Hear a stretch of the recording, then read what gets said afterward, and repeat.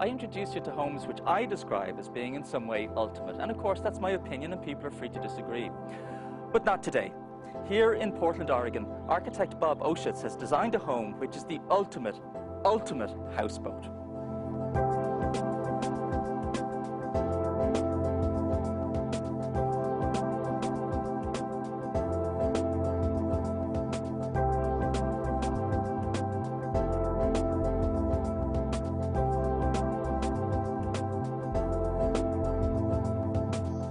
Bob, you know, my concept of a houseboat might be, well, it might be a bit like that, might be a bit like the one down beyond.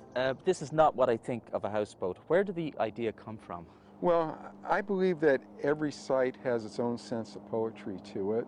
So what I wanted to do is design a house that reflect the poetry of the movement of the river, the ripples, and I didn't want to design a house that you could say, well, this could have been on land just as easily. So the geometry of the house kind of reflects the rippling movement of water. And people come in to the house now that's complete, they see different things. They come in, they see it as a great wave breaking. But the key thing is in getting the feeling of the movement of the river and the flow of the river is that the structure should be at peace with itself and at peace with its environment. How did you find the process of working with the client? Because obviously for them it was quite an extraordinary project too. Well, I try to have a very interactive process with the clients because what I believe is that as an architect you should design a structure that the client can say when it's completed, gee, if I was an architect, this is what I would have done. So the client is the reason for the project.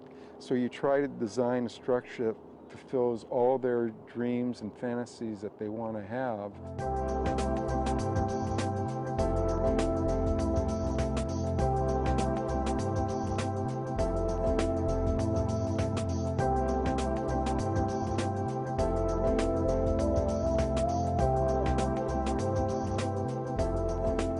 Kazuo, Randy, how does somebody get to live in a boat?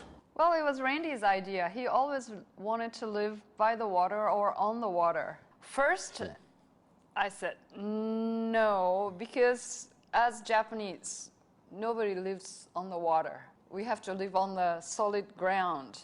But when he showed me this place, I instantly fell in love. You decide on an architect, and you end up with somebody like Bob Oschutz, whose work is a little bit different, you got to admit. So how did that all happen? I think he was interested in building a houseboat, something a little different that he hadn't done before, and a bit of a challenge for him. But at least, Kazuo, you were familiar with the way he builds houses. You knew what to expect. It wasn't such a surprise when he came along with a design like this. Well, he showed me the rough sketches and all that. So I knew this was going to be a very comfortable, kind of healing sort of a house.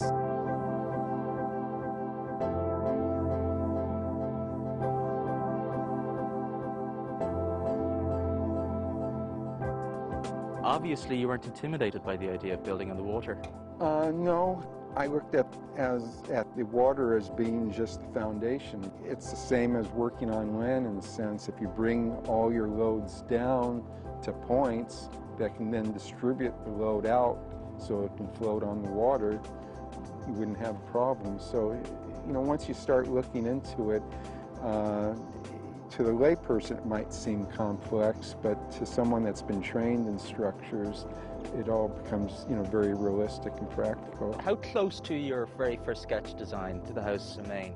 It remained conceptually very close. The original design had curved glulam beams, but there was a lot of different radiuses, and every time you build a beam and you change the radius, there's another setup charge. In this particular house, every beam is on the exact same radius, even when you see the S-curve beams.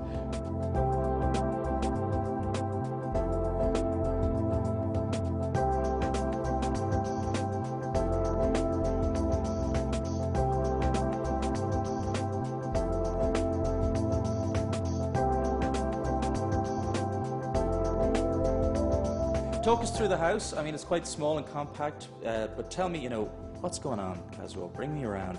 The guest room And well, we have a small guest bathroom and Randy's study, and we have the storage, and this is the kitchen area and dining, and we have the main bedroom upstairs, and we have a bathtub that is facing the water, so we can take a bath and see the outside. Even from the shower room, you can see the outside too. What's your favorite detail? Well, I like the curve of the walls and the stairs. The shower upstairs is a very comfortable shower just to sit and watch the world go by out in the river. The windows are actually a take on a stick map that the Marshallese make in the Marshall Islands in Micronesia. They navigate without stars, or they can do it by the waves, and they have these stick maps that they make to carry with them in the canoes. What about the exterior materials? Well, the copper, I'd always just liked the look of copper, and knew that as we stayed on the river over the years, the copper would develop a really nice patina. So we'll see that age along with the house, and I think it'll be really nice. And wood, of course, living in Oregon, it's a lumber capital, and so we've used a lot of different kinds of wood, and they're all I think fit together very nicely. The cabinets are what's called quarter sawn cherry, a different way of sawing the cherry wood that gives it that line. The ceiling is fir, which is locally grown. The beams are made of fir that's been compressed and glued together and then put in kind of a steam room and bent, and that's locally produced. The house sits on Douglas fir logs, 80-foot long logs that keep us afloat.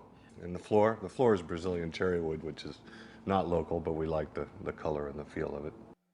Bob, is there a term that you would use to describe your approach to architecture? Well, I don't use any term. I always refer to it as a very traditional approach, because I start from the internal space from the inside and I work my way out, and what you see on the exterior is what people see first of the structure, but that's only a reflection of what's happening on the interior space.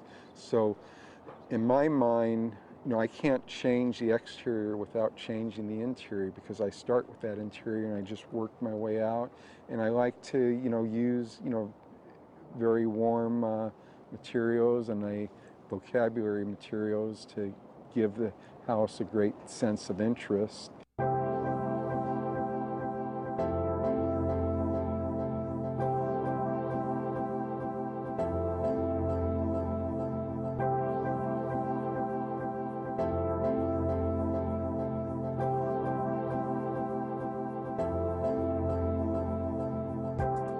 As you can see, there is a sort of traditional style of houseboat building that's developed in this area. And Bob has chosen to ignore that style completely and reinterpret the form and come up with something which is absolutely original. And to go and visit a house and to see something original, that's always exciting. But the thing that is much more interesting to me as an architect is the fact that if you ask somebody, describe a contemporary building, they'll say, well, it has to be white, it must be rectilinear, it's got to be stark, and it's got to be minimalist. And this building is none of those things. It's curvy, it's got rich materials, it's got warmth, it's got colour, and all the things we don't associate with modernity or contemporary style housing. And yet it's completely contemporary. Now, the point I'm trying to make is, when we were talking to Bob earlier, Bob said that it was very important to develop a relationship and a dialogue with the client. If you aren't clear what type of project it is that you want to get in the end of all of this, you're going to be very disappointed with the outcome. So I think that there is a duty on the client in projects like this to think very hard of what it is you're trying to achieve and choose your architect very well.